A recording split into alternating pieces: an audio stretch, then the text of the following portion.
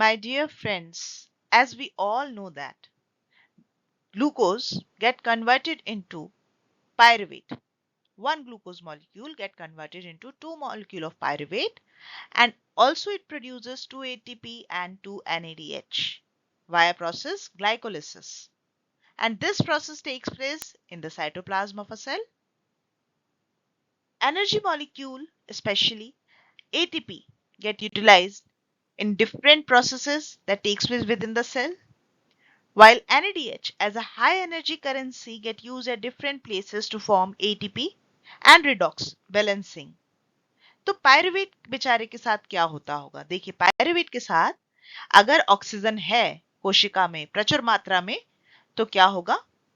Pyruvate सबसे पहले acetyl coenzyme A में कन्वर्ट होता है और ये acetyl coenzyme A Krebs cycle में यूटिलाइज हो जाता है और एनर्जी प्रोडक्शन होता रहता है।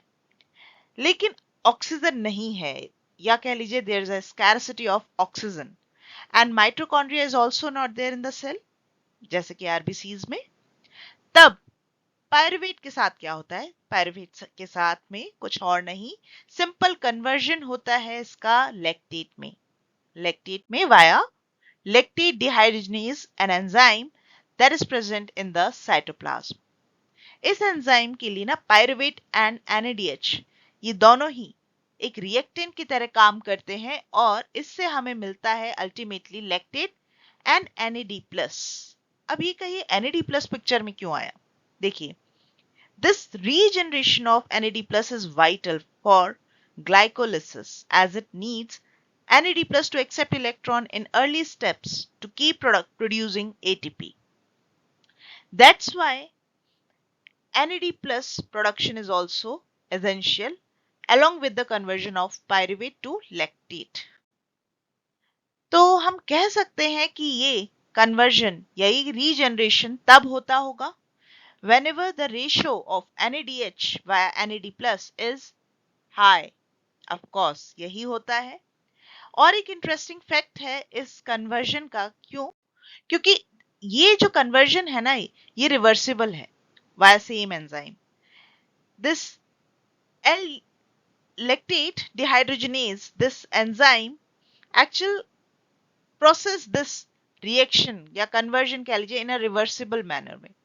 Whenever the NAD+ is in abundance in the cell,